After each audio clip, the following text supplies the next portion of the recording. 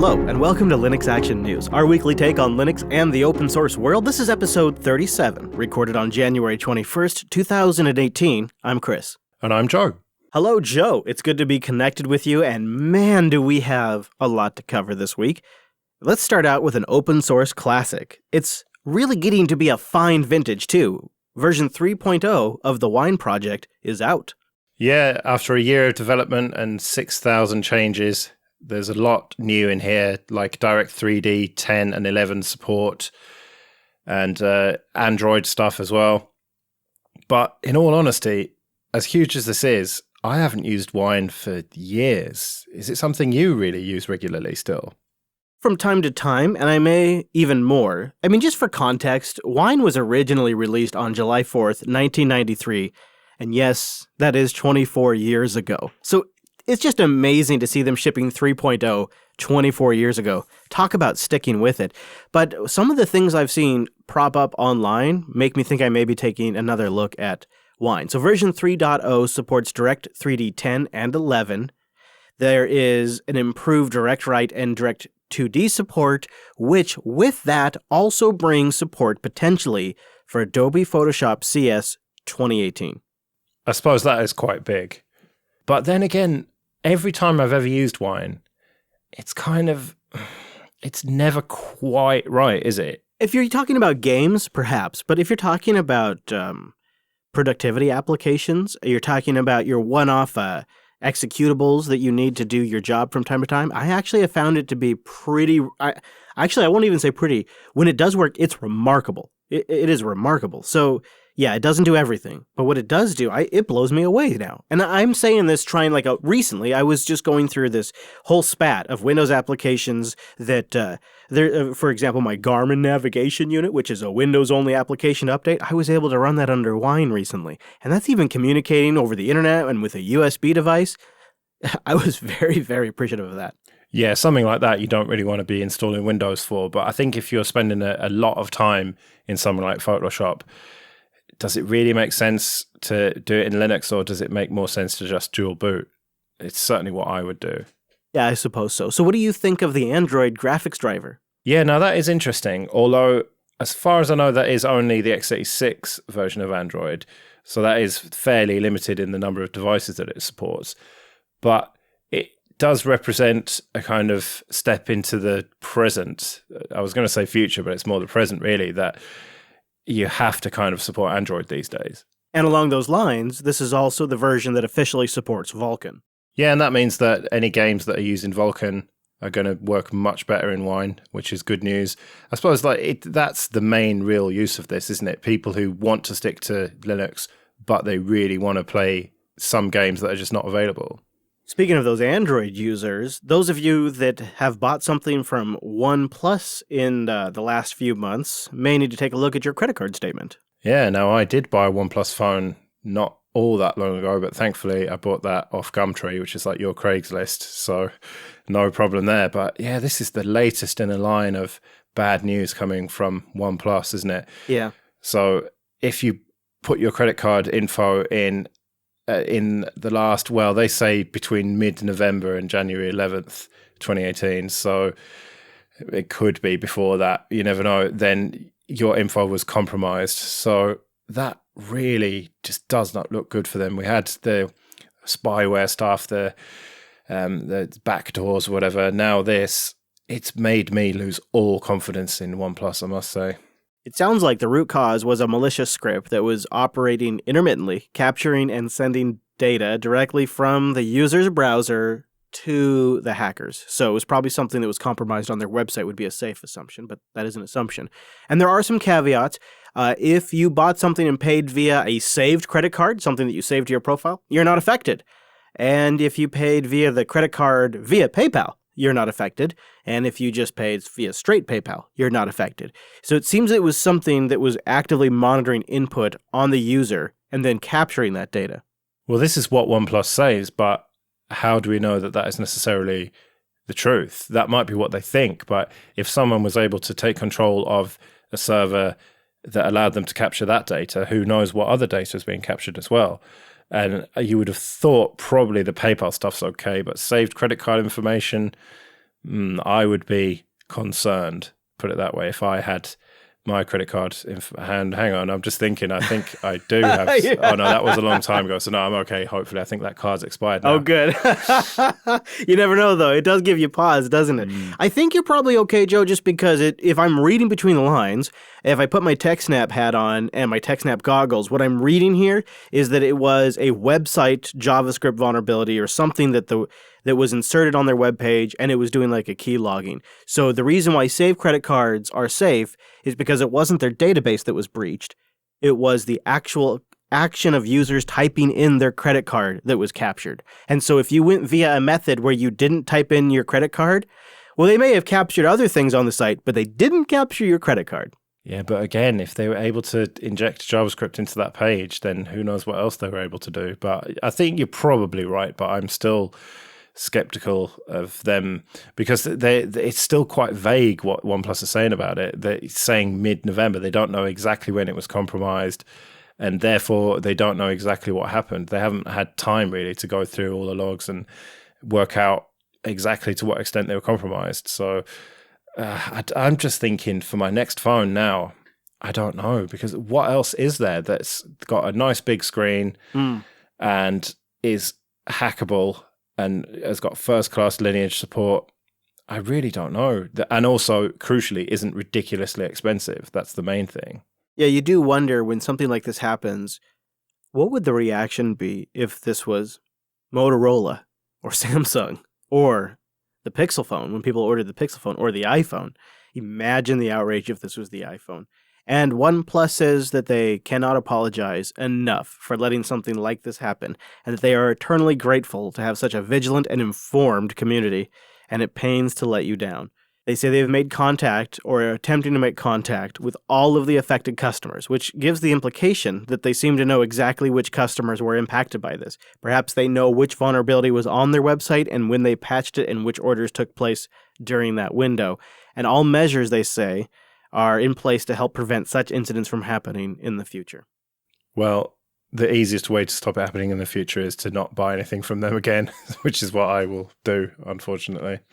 Well, speaking of no longer being a customer, at least if all of the news headlines are to be believed, Google will no longer be using Ubuntu. Yeah, so this is their internal, not quite a distro that runs on some of the workstations within the company, alongside macOS and Windows and Chrome OS on some of the others.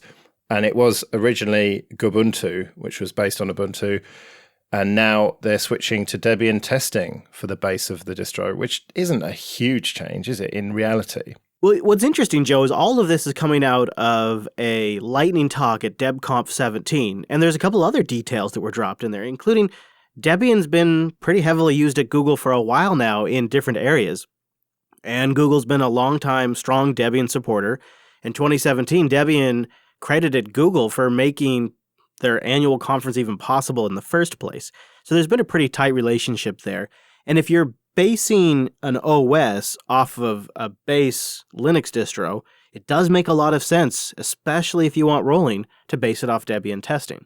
Do you think that's what this boils down to, that they wanted something rolling rather than the Ubuntu snapshot way of doing it?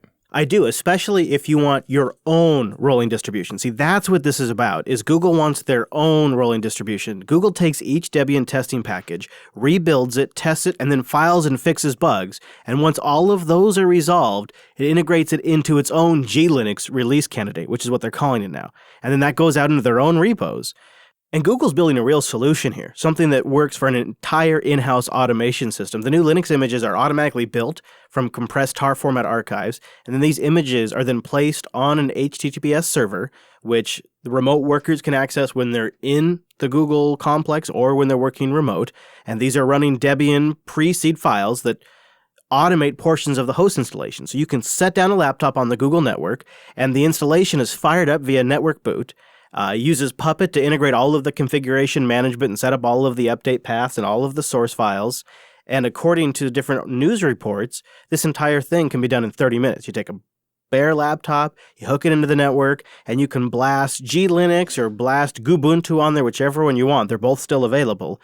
And the whole thing's ready to go in 30 minutes, managed by Puppet. And when you look at their infrastructure, when they're rebuilding individual packages already, maintaining their own repos, doing Pixie boot network imaging, why not just create your own distro based off Debian at that point? That's just the next logical step.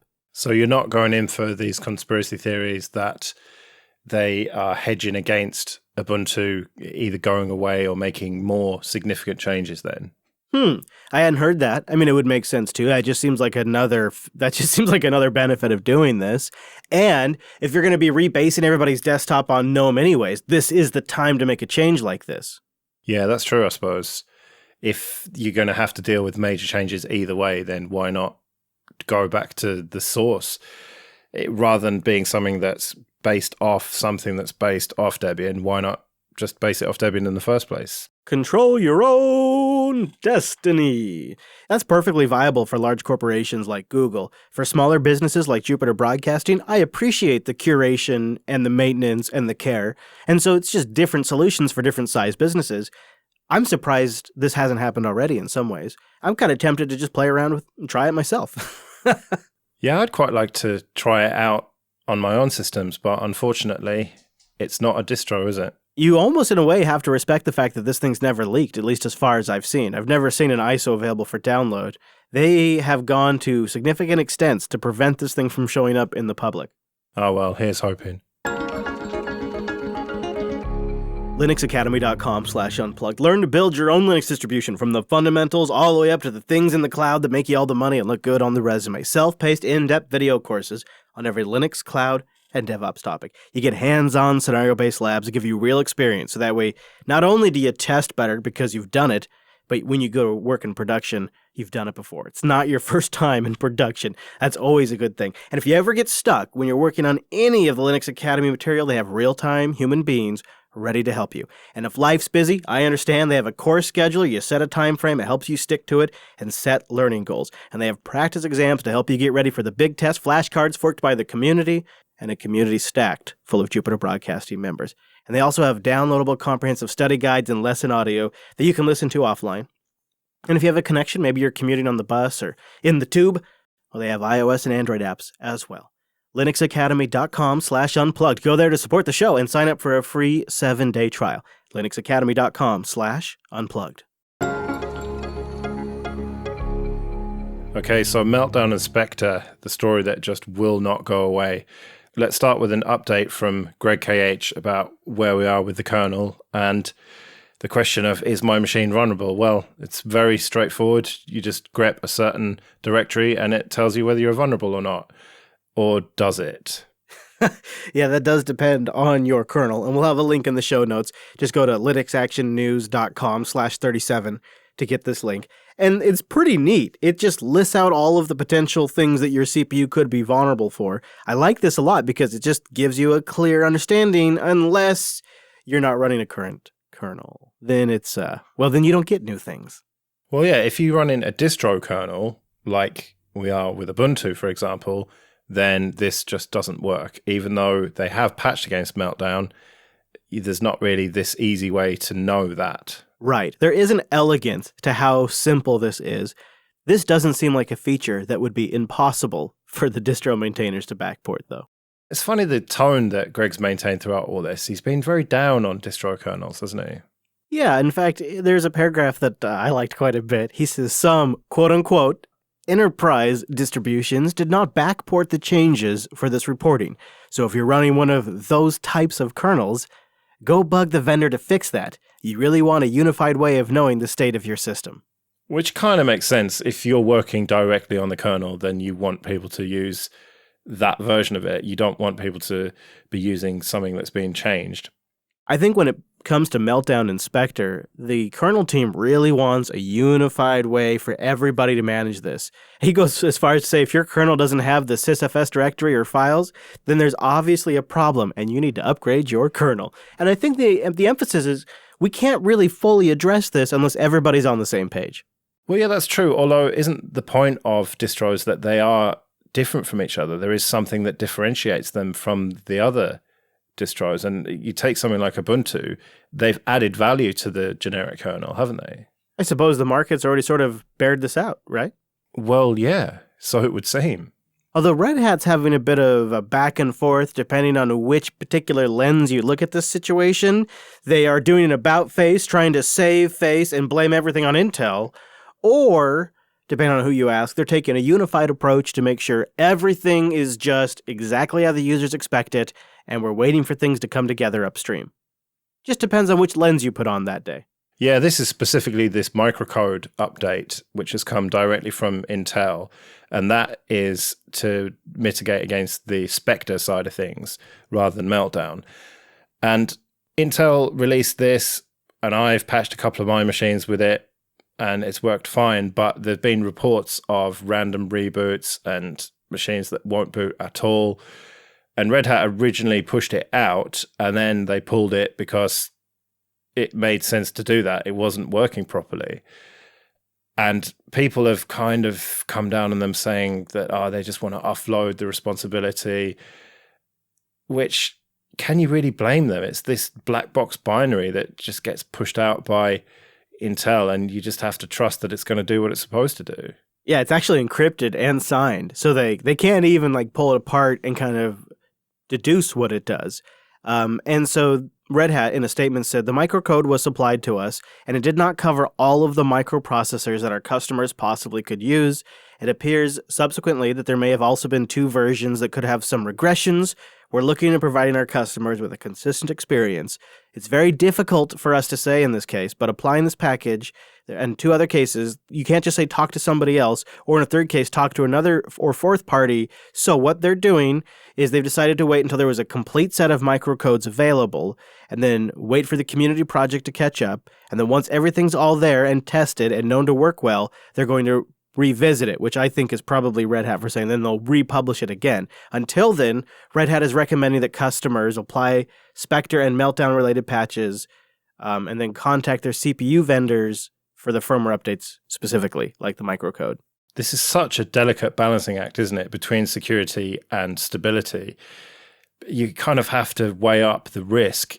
And yes, there is this serious vulnerability, but what are the chances of it actually being exploited at this stage? There's more and more proof of concepts coming out as each day goes by, but do you sacrifice stability and performance and the fact that you might break things to mitigate against something that is just kind of theoretical? So I can see why they've taken this more conservative approach to patching. Seems pretty reasonable to me. It's a risk, but you got to weigh that against making your machine crash. And I think that's also why I like the way Canonical's approaching this. This week, they published candidate Ubuntu kernels that provide mitigations for Spectre variants 1 and 2, which the fact that they even have a potential mitigation to variant 2 of Spectre, I'm pretty impressed with. But they're not shipping it. They're not saying it's done yet. They've released candidate kernels for 1710, 1604, and 1404. Yeah, which is a very nice approach, isn't it? It means if you want to do on-premises testing, and then you can do it before you deploy it to all of your workloads out there, rather than just pushing it out and letting all the users test it for you. It's available for those who want it and want to test it and really are prioritizing security. And it looks like that testing is almost complete now. And hopefully we will see this around about the time people are listening to this episode. Yeah, and you should also see a corresponding Intel microcode update for many of the Intel CPUs, and eventually an AMD 64 microcode update as well. And it's the combination of the software updates and the microcode updates together that actually mitigate most of the vulnerabilities as we know it. Or do they, Joe? Well, that's the thing. Skyfallattack.com has cropped up, and it says Skyfall and Solus. Not to be confused with Solus, of course. Ike's delighted by this name. And it says more vulnerabilities in modern computers. And it's basically saying that this is just the beginning, Meltdown and Spectre, and there's going to be more coming out, and there's something under embargo that we're going to publish soon. So it's all very speculative, but it's all very worrying at the same time. I feel bad for Ike. That's a lot of name collision. I guess the implication is that Skyfall and Solus are 2 speculative attacks based on the works highlighted in Meltdown and Spectre, but the full details are completely under an embargo, but will be published soon. So watch this space, the website says, which is very teasy and obviously trying to generate hype. Yeah, and can you really trust anyone who doesn't specify a background color on their website? Who can you trust then, Joe? Who can you trust? I say that because it looks grey with my theme. If people don't specify white as a background color, then I know that they are lazy web devs. But there we go. You are a true XFCE user to the core, my friend. It's a long story, but it's to do with my Firefox profile that I never fixed, and I probably should fix it. But I've left it so that it does point that out to me, who's being lazy. But someone who has not been lazy are the team behind NHS Ubuntu, and then they changed it to NHoS. This was an Ubuntu-based distro that was very much aimed at the National Health Service here in the UK. And this gained a lot of attention after the huge ransomware attack last year that crippled a lot of the NHS infrastructure. And some people were hopeful that this would happen and that the NHS might change over to Linux, but I was always very skeptical. And I was always assuming that they were going to be shut down because of the NHS trademark, which they are very, very protective about. And sure enough, that has happened now. Yeah, that's a bit of a shame. The volunteer force behind NHOS wanted NHS Ubuntu to replace the current smart card verification system that was running on Windows, and ultimately have the operating system replace Windows on the desktop as well. And they went through trademark disputes. They made adjustments based on what they thought they needed to. And they got to the end of it, and, well, they did what sort of reads as a rage quit, but a bit understandable when you look in the context. They feel like they were leveraged to negotiate with Microsoft, and that's why they got some attention but no official support. They never really felt like they were wanted, other than wanted to get a better deal from Microsoft. We've seen that kind of negotiating tactic a lot, where a government or a company gets locked into Microsoft, and they don't really have an option to leave Microsoft, but they will flirt or threaten to flirt with switching to LibreOffice. And, if you don't give us a great deal, we're going to switch to LibreOffice. And it seems like it's sort of a negotiating tactic when there's no real sincerity behind it. Now, you see, I'm just not having that at all. It's Marcus Bohr, who was the co-founder of this. He said that they'd used it as a negotiating tactic and everything. But I just think in reality, it was just never going to happen. And they almost had some meetings with some higher-ups in the IT department of the NHS, but I just think that it was just a complete pipe dream of them to think that they were ever going to break the monopoly stranglehold that Microsoft has over the NHS, as they have over so many enterprises all over the world. Yeah, fair enough. People have established workflows, and they got a job to get done. Yeah, and changing the infrastructure of something as huge as the NHS is not something that happens quickly, if at all, essentially. There's still tons of machines running XP, even now, in the NHS. And so you can't expect them to seriously consider changing major infrastructure over to Linux. It would be great if it would happen, and I would be all for it, but sometimes you just have to be a bit realistic with these things. That's why I follow stories out of Barcelona with so much interest, is how does the grand experiment work out? And we'll check back in on stories like that and many other stories in Linux and the open source world. Go to linuxactionnews.com/subscribe for all the ways to get new episodes every single week. And go to linuxactionnews.com/contact for ways to get in touch with us. And please consider supporting the entire network and giving us runways for future projects and much more. Go to patreon.com/JupiterSignal. We'll be back next Monday with our weekly take on the latest Linux and open source news. I'm at Chris LAS. I'm at Joe Ressington. Thank you for joining us, and we'll see you next week. See you later.